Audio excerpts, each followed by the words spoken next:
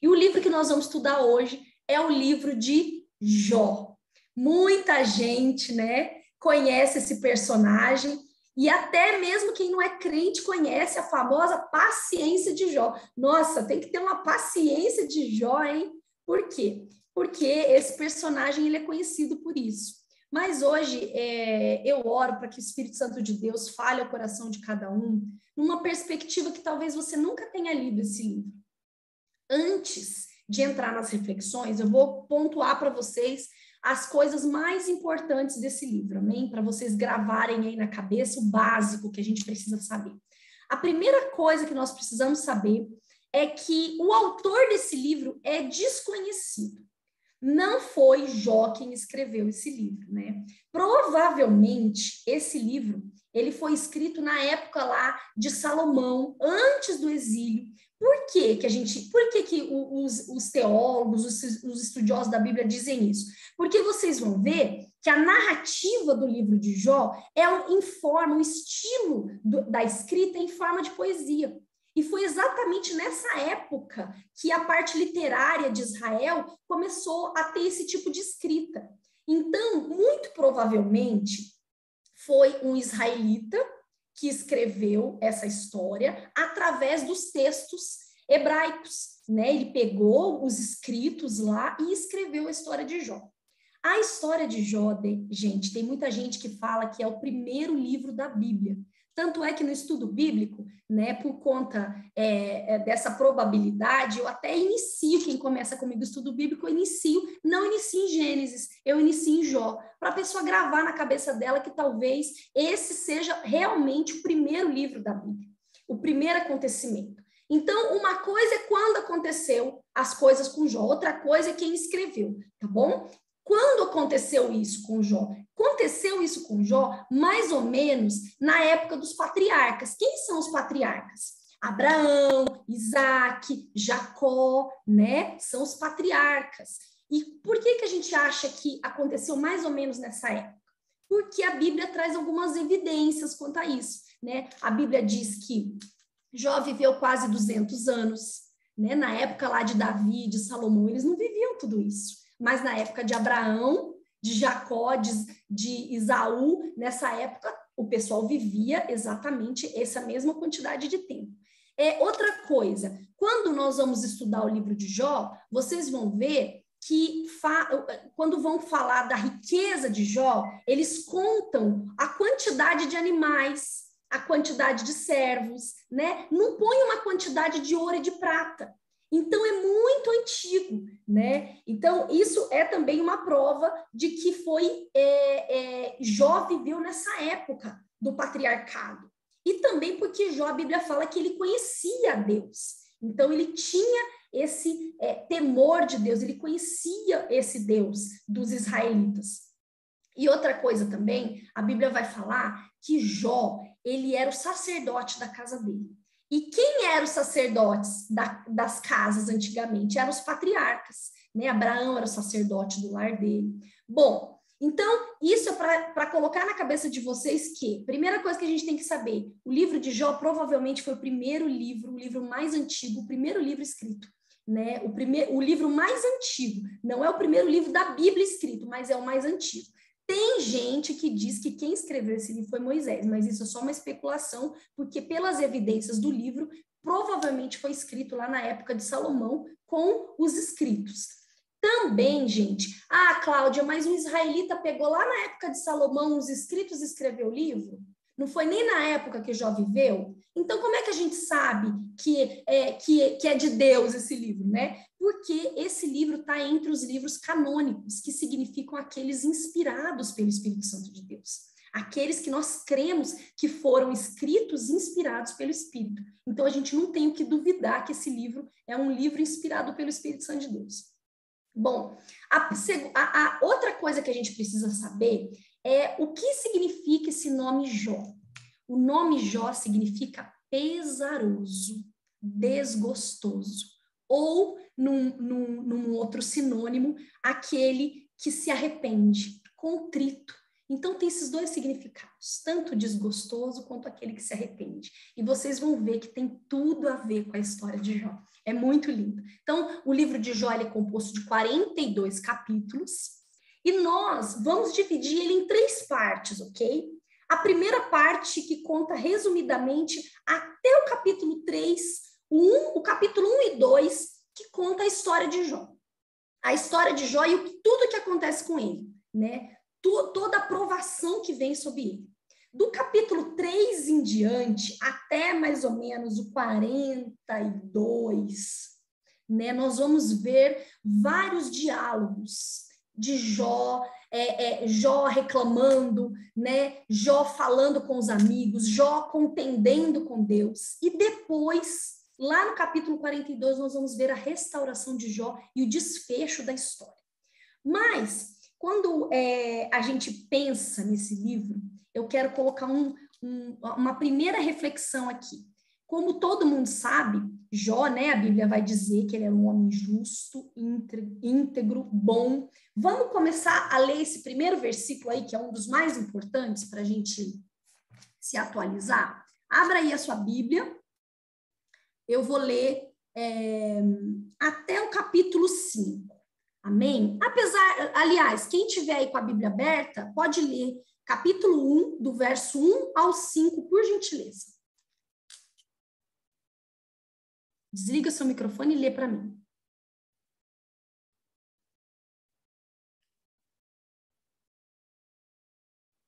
Bora, meu povo.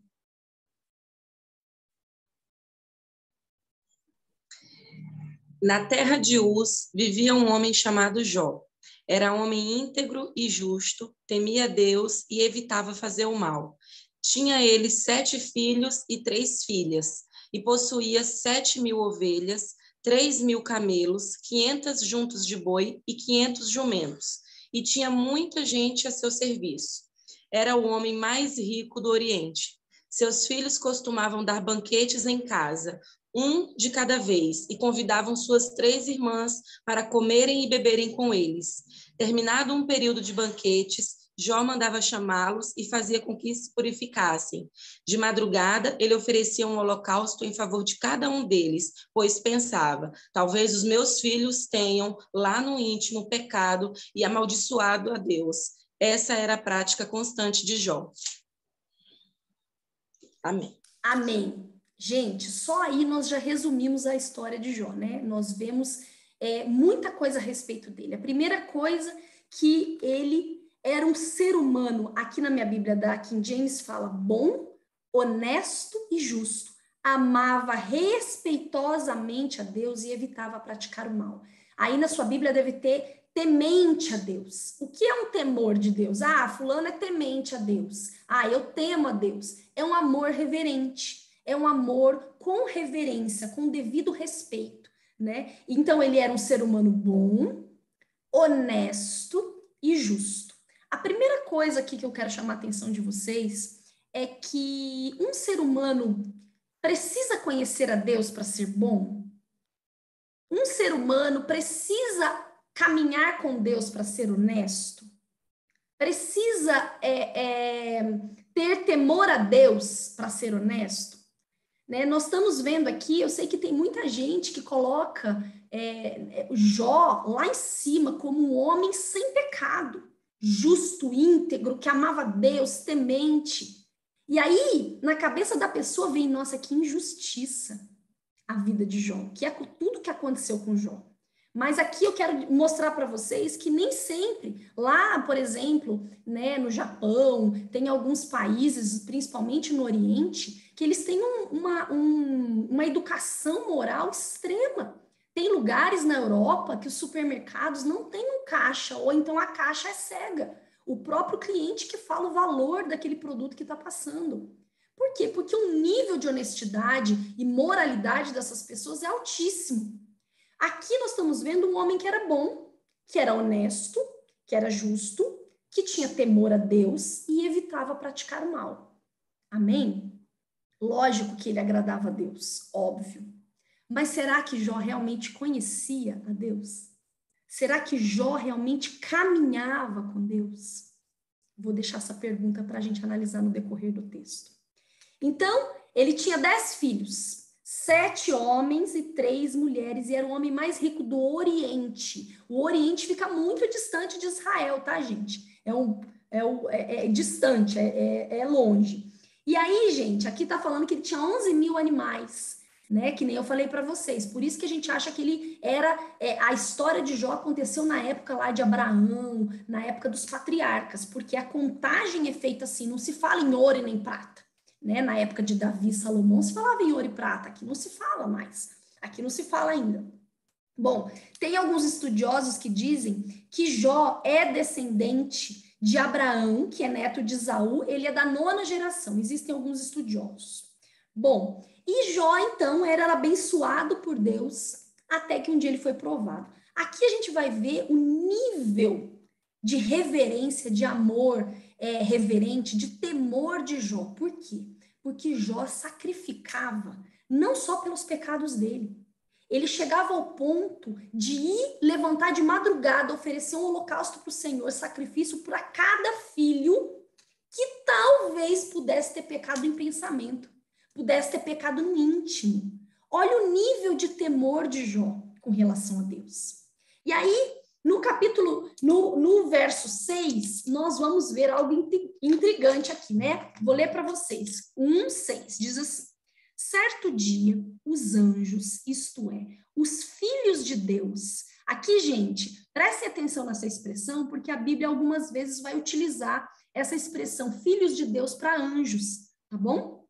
Os filhos de Deus vieram apresentar-se perante Yahvé, o Senhor, e Satã, o acusador, aproximou-se também junto com eles. Então Yahvé questionou a Satanás: de onde vens?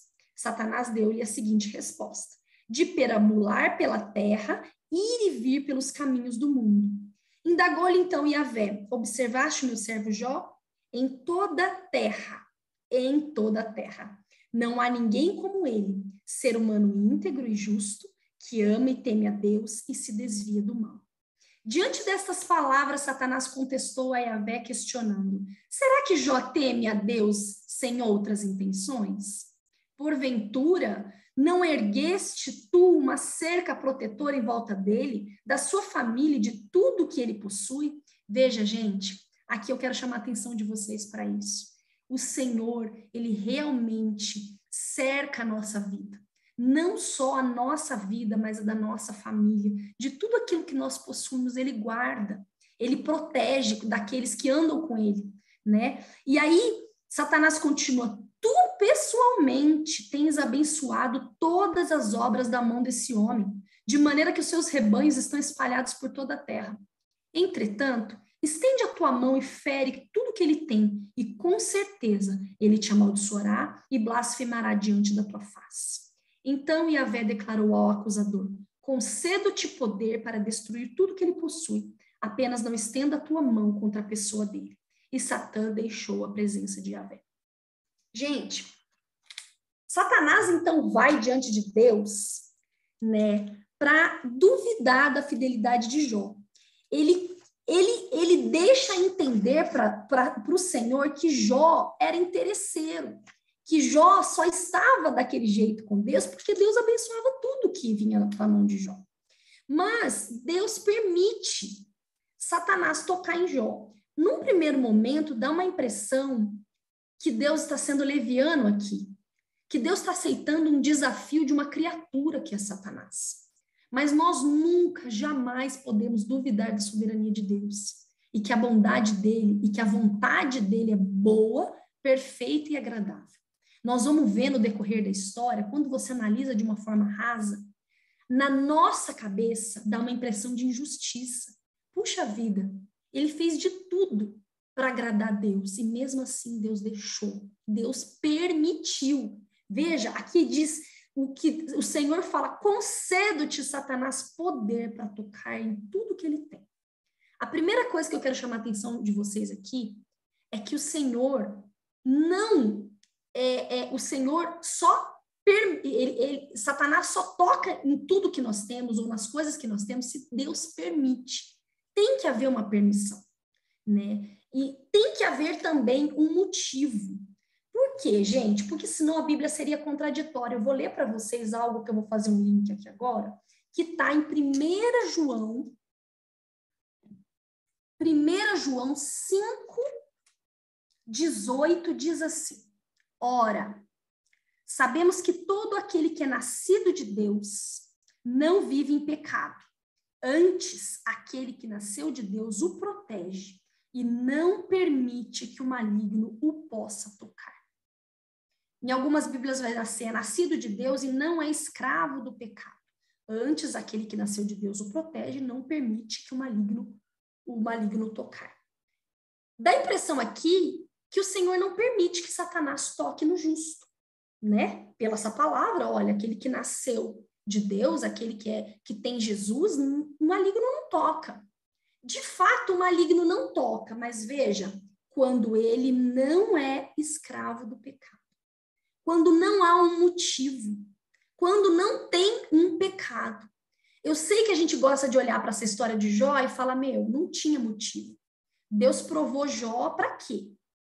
Para no final mostrar que Deus pode tocar no justo? E como pode um Deus tão bom permitir que um justo sofra quando o ímpio muitas vezes está vivendo de vento e popa, né? Só que nós vamos ver que havia, sim, motivos dentro de uma soberania de Deus, de uma perfeição, de bondade e de amor de Deus, para que Deus permitisse que Satanás tocasse em Jó.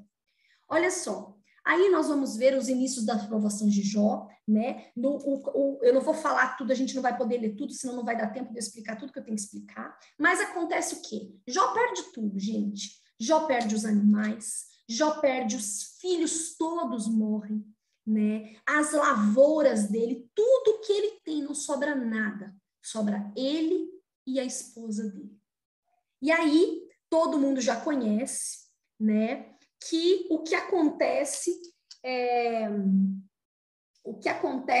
no verso 1:20, quando a esposa dele diz, no versículo 20, 21 e 22 diz assim: ao ouvir tudo isso, Jó levantou-se, rasgou o manto que vestia e foi raspar a cabeça. Logo em seguida, ajoelhou-se, encostado o rosto no chão, em sinal de humildade e adoração diante de Deus, e exclamou em oração: nu deixei o ventre da minha mãe, e nu partirei. E Yahvé deu, e Yahvé o tomou. Louvado seja o nome do Senhor. E em todas as suas atitudes, Jó não errou nem pecou, e também jamais culpou a Deus por revés algum. Até aqui, Jó não pecou. Todo mundo conhece essa história. Nu saí do ventre da minha mãe, para lá voltarei nu. Deus me deu, Deus tomou, bendito seja o nome do Senhor. Mas vai até aqui, porque do capítulo 2 até o 41, gente, Jó entra numa crise terrível. No capítulo 2, nós vamos ver Jó amaldiçoando o próprio nascimento. Por que o Senhor, ele fala para Deus, por que o Senhor não deixou minha mãe me abortar? Por que eu vim para a terra? Né? Por que, Senhor? Por que o Senhor permite tudo isso? Por quê? Porque no capítulo 2, Satanás vai diante de Deus e Deus fala, olha, você viu? Você me incitou contra Jó e mesmo assim ele não pecou. E Satanás fala para ele, olha, pele por pele, e tudo que o homem tem, ele dará pela sua vida. Toca na carne dele para você ver se ele não vai blasfemar na tua face. E o Senhor permite. Aqui, gente, até aqui dá a impressão que Deus está sendo desafiado por uma criatura que é Satanás. E está tentando provar alguma coisa, mas isso é um grande engano. Deus, ele não precisa provar nada para ninguém. Ele é. Ele é. E o que ele permite Jó viver é para Jó sair do raso. É para Jó sair daquele lugar onde ele estava. É para Jó enxergar coisas ocultas que ele não enxergava dele mesmo. E para ele entrar numa boa, perfeita e agradável vontade. Na palavra de Isaías que fala, olha, assim como os céus são mais altos do que a terra, assim os meus caminhos são mais altos do que os vossos caminhos. Às vezes eu olho para o céu e falo, Senhor, é tudo isso de altura os teus caminhos mais altos que os meus? Os teus sonhos mais altos que os meus? Né? Então, quando acontece tudo isso, E Satanás, a Bíblia diz que ele toma Jó da alto da cabeça, a planta dos pés, com um monte de doença, e Jó pega um caco de vidro e começa a se raspar. A mulher dele chega diante dele e diz, aqui, então, 2:9, então aproximando a esposa de Jó, admoestou, deixa de ser teimoso em sua lealdade, homem. Isso não vai resolver nada. Amaldiçoa logo a Deus e morre. No entanto, Jó lhe afirmou, mulher, tu falas como uma louca. Porventura recebemos de Deus apenas o bem que desejamos e não também o infortúnio que ele nos permite? Em toda essa provação de lábios, Jó não se fez vacilar nem pecar. Olha só, quando você ouve, pega essa expressão, falas como uma louca, no hebraico, essa expressão louca, doida, significa infiel e apóstata. Você fala como uma pessoa infiel e apóstata. O que é uma pessoa apóstata? Né? A gente ouve muito falar, nossa, fulano apostatou da fé. Né? Apostasia, no final do tempo teria apostasia. O que é apostatar da fé? É abandonar uma fé que antes você professava. É você professar uma fé e de repente você abandonar aquilo, você apostatou da fé. Você não professa mais aquilo que você sempre acreditou. Isso é apostatar da fé. Então essa expressão fala como uma louca, não é uma louca que nem a gente pensa. Na expressão do hebraico você fala como uma mulher infiel e apóstata. E aí, gente, o que acontece depois disso é que 3 amigos de Jó vêm e ficam, e veem a situação de Jó, não reconhecem a situação dele. E ficam esses 3 amigos uma semana. 3 amigos muito ricos, tá? O nome deles é Elifaz, Bildade e Zofar. Esses 3 amigos ficam uma semana sem falar absolutamente nada, mudos ao lado de Jó, de tão impactados, chocados e desconsolado que Jó estava, eles ficam exatamente mudos. E depois dali começam as indagações, os amigos começam a falar, Jó começa a retrucar, né? E o que acontece, gente? Isso tá no 2:13, que eles ficaram sentados no chão na companhia de Jó durante 7 dias e 7 noites seguidos, e nenhum deles dizia a Jó qualquer palavra, pois ao contemplar seu grande sofrimento, não encontravam forças para dizer nada. Gente, aqui, depois disso, os amigos começam a falar para Jó que ele deve ter algum pecado oculto, que ele deve estar errando em algo, num raciocínio de causa e efeito, né? Culpando Jó por conta do sofrimento. Eles exortam Jó a se arrepender, né? E esse tipo de raciocínio, gente, é o que a gente chama, é o que a Bíblia chama de insensatez da sabedoria humana. O que é uma insensatez? Vem da palavra insensato. O que é insensato? Para Deus, a sabedoria humana é insensatez. Uma pessoa que se acha sábia aos seus próprios olhos é um insensato. Por quê? Para Deus, o insensato, e no dicionário você vai ver, o insensato é aquele que não tem juízo, aquele que é desajuizado, aquele que é doido, aquele que é louco, né? Aquela pessoa que realmente não tem bom senso, não tem razão, não está em perfeito juízo. Porque a sabedoria de Deus está muito além desse nosso raciocínio. A sabedoria de Deus vai muito além. E aí nós vamos entrar nesse ponto onde os amigos começam a contender com Jó, e Jó começa a retrucar todos eles. Inclusive, tem momentos que Jó chama Deus para um debate. Mostra onde eu estou errando. Quem dera se tivesse alguém para intermediar aqui o nosso debate, meu e teu. Alguém imparcial para dizer quem é que está errado. Jó chega ao ponto disso. Ele não suporta aquele sofrimento. Ele quer entender por que ele está passando por tudo isso. E aí, então, gente, nós vamos ver uma coisa incrível, né? O homem mais justo da Bíblia estava pecando com a sua própria justiça. O pecado de Jó chama-se justiça própria. A Bíblia vai dizer lá em Eclesiastes 7:20 que não há um justo sequer na terra, na face da terra, que faça o bem e não peque. Não tem.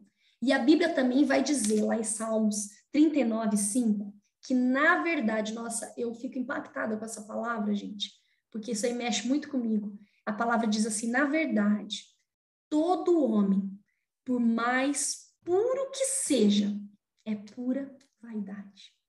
Infelizmente, após o Éden, tudo nosso ficou contaminado. A Bíblia fala em pecado, eu nasci, em pecado me concebeu minha mãe. Então, nós nascemos em pecado. Quando Jó tenta, de todo jeito, justificar, né, querer entender, se achar injustiçado dentro daquela situação, ele está duvidando de uma bondade, de uma sabedoria de Deus.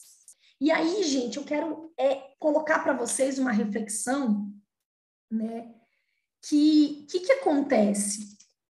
A reflexão é a seguinte: a nossa justiça para Deus, aquilo que a gente acha injusto da gente estar vivendo, da gente estar passando, a Bíblia vai dizer que a justiça do homem é para Deus como trapo de imundícia. Vocês sabem o que é trapo de imundícia?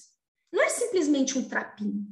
O trapo de imundícia, quando existiam os leprosos na época, eles precisavam ser enfaixados. Aquela lepra, que é aquela ferida que não cicatriza, aquela ferida aberta, purulenta, nojenta, eles precisavam passar faixas no corpo. Passavam em todos os lugares da lepra. E aí, então, quando eles iam trocar essas faixas, que já fedia, que não servia para nada, elas tinham que ser queimadas, essas faixas. Quando ele tirava, os leprosos tiravam essas faixas, o nome disso eram trapos de imundícia. Tinha que ser queimado.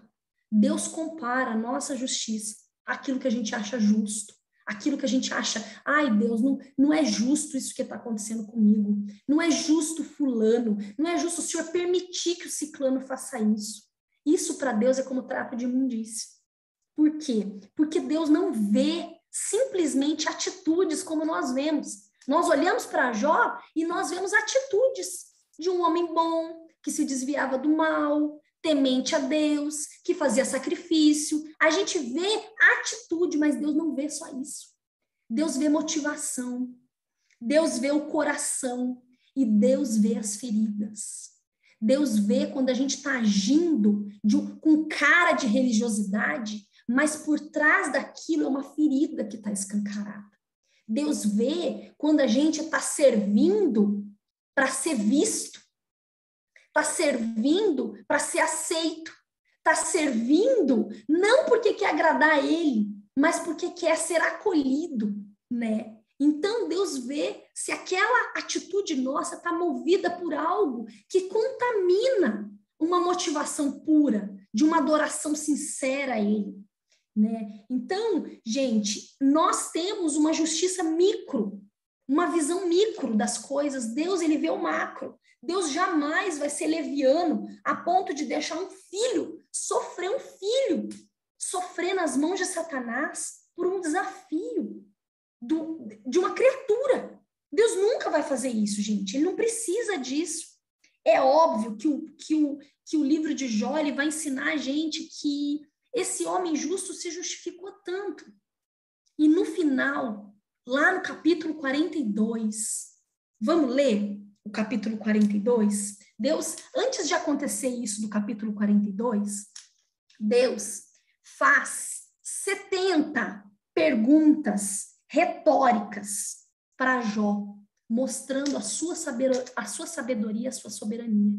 Deus faz, onde você estava quando eu fiz o hipopótamo? Onde você estava quando eu coloquei o céu, eu coloquei as estrelas? Onde é que você estava? Tipo, tudo isso que você está me perguntando, você tem certeza que você ainda está acreditando que você está certo e eu estou errado? Né? Então, nós vamos ver, vejam aqui, olha, Jó 40, verso 8. Se alguém achar primeiro aí, pode ler para mim. Desliga o microfone e lê. 8? Sim. O que Deus fala com Jó no meio do rodemoinho, gente, no meio da tempestade? Você vai pôr em dúvida a minha justiça? Vai condenar-me para justificar-se? Olha só, gente. Deus mostrando para ele, você está colocando em dúvida a minha justiça? A palavra de Deus vai dizer lá em Salmos que justiça e juízo são a base do seu trono. Aqui, o Senhor está falando, você vai preferir me condenar, falar que eu sou injusto para justificar a sua atitude? Porque você não está enxergando o que eu estou fazendo, porque você não está entendendo o que eu estou fazendo? E aí, uma das coisas que o Senhor vai falando para Jó durante tudo, ele fala, olha, no 41:11, ora, quem primeiro me deu algo que eu lhe deva pagar? Tudo o que há debaixo do céu a mim me pertence. Tudo vem das mãos de Deus. E aí, gente, o que acontece? No capítulo 42, depois de todas essas perguntas, de todo esse discurso de Deus, Jó cai em si.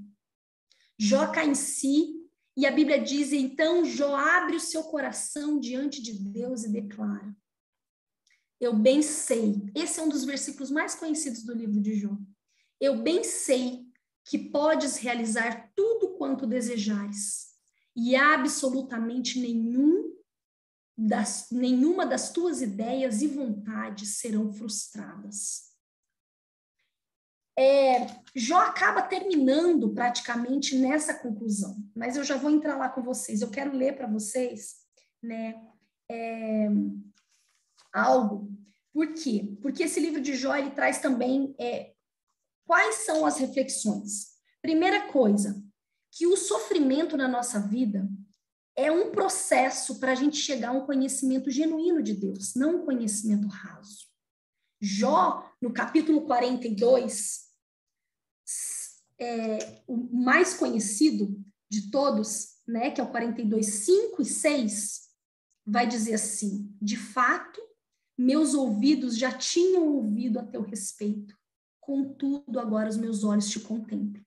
Né? Em outras versões que todo mundo conhece, eu te ouvia, eu te conhecia, Senhor, de ouvir falar, mas agora os meus olhos te veem. Por isso, os 6, eu me arrependo do pó e da cinza. Então, Deus traz o sofrimento para nós, para nos revelar quem Ele é de verdade, para a gente ter um encontro genuíno com Ele, para a gente não ficar no raso, de pessoas que obedecem e são legalistas.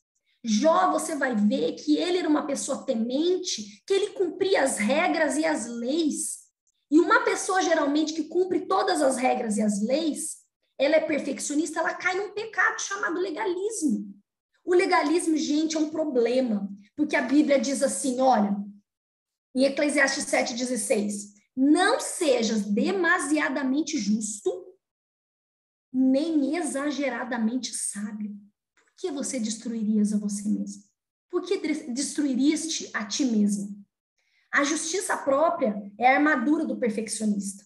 Uma pessoa demasiadamente justa, uma pessoa que se acha extremamente justa, ela não consegue entender o que é misericórdia de Deus. Ela não consegue entender o que é tolerância de Deus. O que é longanimidade de Deus. O que é graça? Eu já expliquei aqui para vocês. Misericórdia, miséria, córdia, coração. Quando Deus coloca o coração dele na nossa miséria. Eclesiastes 7,16. Leide. Graça é um favor que nós não merecemos.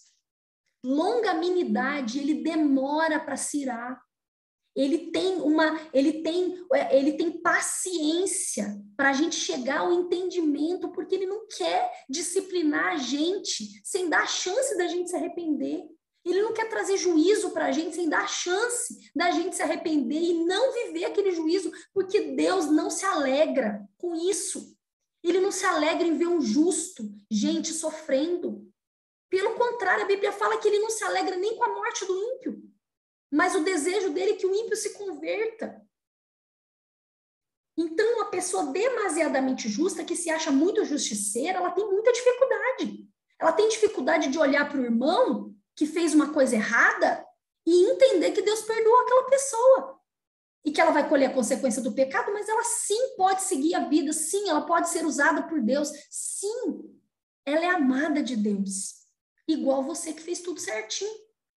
Ela tem essa dificuldade. Uma pessoa exageradamente sábia, ela se perde na própria inteligência dela, nos próprios conceitos dela.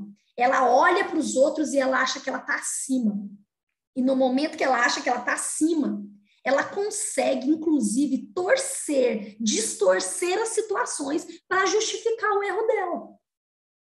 Então, você se destrói sendo muito justo ou muito sábio. Sabe que tem uma passagem que eu achei incrível, um versículo que eu achei incrível aqui. Cadê? Peraí, gente. Que fala sobre os inteligentes, que Deus vai destruir aqui, olha. 1 Coríntios 1:19. Destruirei a soberba dos sábios e aniquilarei a inteligência dos inteligentes. A Bíblia vai dizer, não seja sábio aos seus próprios olhos, porque você vai enganar a si mesmo. Nós não temos nem comparação, o nosso tipo de raciocínio, o grau do nosso raciocínio, da nossa sabedoria, da nossa inteligência perto de Deus. É vergonhoso a gente se achar inteligente ou sábio diante dele. E aí, gente, o que acontece? Jó era uma pessoa perfeccionista, né? Ele era uma pessoa tão perfeccionista e tão legalista que ao invés de ele mandar os filhos dele se arrepender e subir e fazer o sacrifício, a Leidinha falou Eclesiastes 7:14, é interessante para complementar. Pode ler aí, Leide, para a gente? Quando os dias forem bons, aproveite-os bem, mas quando forem ruins, considere, Deus fez tanto um quanto o outro, para evitar que o homem descubra alguma coisa sobre o seu futuro. Amém. Isso mesmo. A gente tem que refletir quando a gente está passando por situações. Senhor, onde o Senhor quer me alinhar? Eu estou passando esse sofrimento, o que o Senhor quer me dizer com isso? Onde o Senhor quer me aprimorar? Jó era perfeccionista de um tanto é que ele vai contender com Deus se achando no direito de vítima ali, que ele está sendo muito injustiçado por Deus. Mas ele, ao invés de ensinar o filho e os filhos a irem lá, levantar um sacrifício e se arrependerem, não, ele mesmo já acordava de madrugada, ia lá, pedia perdão pelo pecado de pensamento dos filhos, levantava o holocausto. Veja, na cabeça dele, tudo que ele podia fazer como um homem perfeito e reto, ele fazia. E a gente acha que ele era humilde, mas ele não era. Por quê? Porque quando ele vai contender com Deus, ele fala, quem dera tivesse alguém para ser imparcial aqui, para ver quem eu realmente sou. E que o Senhor está me permitindo passar por tudo isso que eu não mereço. Eu vou ler para vocês o capítulo de um livro muito bom, que chama Cura e Edificação do Líder, do pastor Cote, e ele fala a respeito de Jó. Antes de Deus revelar a sua justiça a Jó, ele precisava quebrar toda aquela casca de justiça própria e perfeccionismo com a qual ele sutilmente se gloriava. Na verdade, o que Jó chamava de justiça, Isaías chamou de trapos de imundícia. Só uma provação tão forte como essa poderia levar alguém que se achava tão infalivelmente justo a discernir o seu próprio orgulho e enxergar a justiça da sua justiça própria, a injustiça da sua justiça própria. A palavra de Deus diz em Salmo 119:96, toda perfeição há limite. Deus simplesmente levou Jó ao seu limite, revelando a ele o que ele não podia enxergar. Todo esse processo foi uma medida justa e suficiente de Deus para conduzir Jó ao arrependimento e a um nível profundo de revelação, a partir do qual ele pôde realmente enxergar com os olhos de Deus. Agora, podendo discernir a sua situação, vem o golpe final de Deus sobre o seu orgulho. o Senhor ministra a ele a sua bondade em dobro, justamente quando ele menos merecia.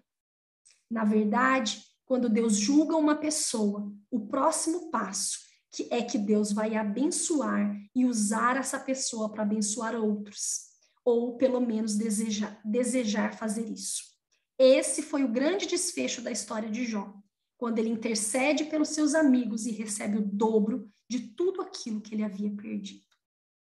Gente, para finalizar, eu queria muito trazer outra reflexão para vocês a respeito do livro de Jó.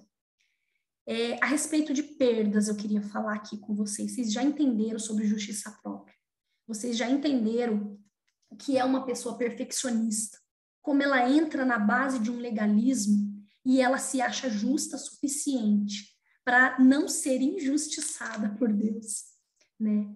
E isso nada mais é que um orgulho sutil, enraizado, maquiado e polido, que Deus precisa confrontar. E muitas vezes o confronto de Deus vem através de um grande sofrimento, para a pessoa realmente ver quem ela é, ver que ela é pó e que para o pó ela vai voltar. Agora eu queria falar com vocês aqui, para finalizar, a respeito de perdas, porque o livro de Jó é também a respeito de perdas, é a respeito de luto. O livro de Jó fala disso. Nós vamos ver o capítulo 1 e 2, né, até o capítulo 3, Jó se comportando como uma pessoa muito crente. Deus me deu, Deus tomou, bendito seja o nome do Senhor.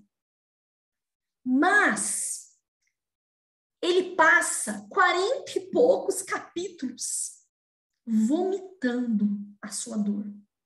Ele fala, por que o Senhor não deixou, com raiva de Deus, por que o Senhor não deixou minha mãe me abortar? No capítulo 3. Eu preferia não ter nem visto a luz do dia, ter ficado na escuridão.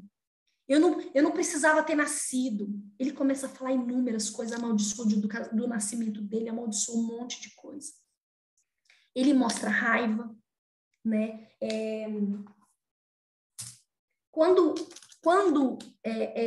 Eu queria explicar para vocês uma coisa. A nossa vida, ela é feita de perdas.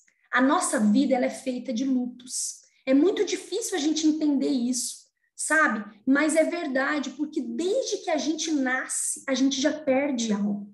E sempre para você entrar num novo patamar com Deus, para você entrar numa nova fase, né? Muitas vezes você vai ter que perder. Você vai ter que aceitar perder. Você vai ter que aceitar o luto. Você vai ter que passar por esse processo. Quando a gente nasce, a gente chora não só por uma questão fisiológica. A gente chora também porque a gente está saindo de um lugar aconchegante, de um lugar onde a gente tinha tudo e agora a gente está fora daquele lugar, né?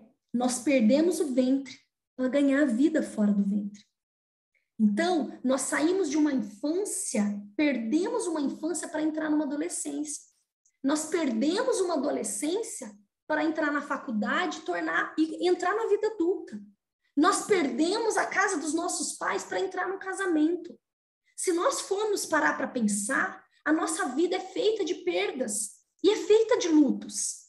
Tudo isso são lutos que nós precisamos passar pelo processo. E não tem um livro melhor para ensinar a gente a passar pelo processo do que o livro de Jó. Eu sei que é muito lindo, muito maravilhoso, né? Quando alguém, num processo de luto, né, diz, olha, Deus me deu, Deus levou, bendito seja o nome do Senhor. É lindo, mas não é saudável emocionalmente. Deus, eu já falei isso várias vezes aqui, Deus nos deu emoções para sentirmos. E o livro de Jó fala 3 capítulos de um homem que disse, Deus me deu, Deus levou, bendito seja o nome do Senhor. E 40 de um homem destruído pelo luto, destruído pelas perdas da vida.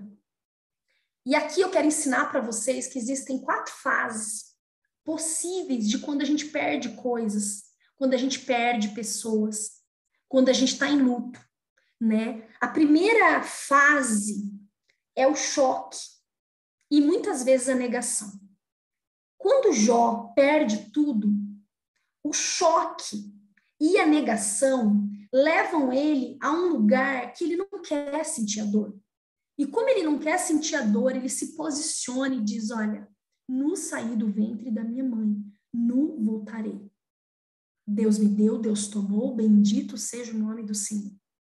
Mas aí, no capítulo 3, ele amaldiçoa o nascimento dele. Qual é essa segunda fase do luto e da perda? É a raiva. É a raiva. O que é que você entrou em luto? O que é que você tem? O que você perdeu? Que no começo você não queria acreditar que Deus permitiu aquilo acontecer. Você não queria acreditar que aquilo realmente aconteceu. E depois que você teve que enfrentar, você passou muita raiva. Você ficou com muita raiva de tudo, de todos, do mundo, até de Deus. Depois, Jó vem um capítulo que ele fala, olha, eu sei que o meu Redentor vive, em breve se levantará.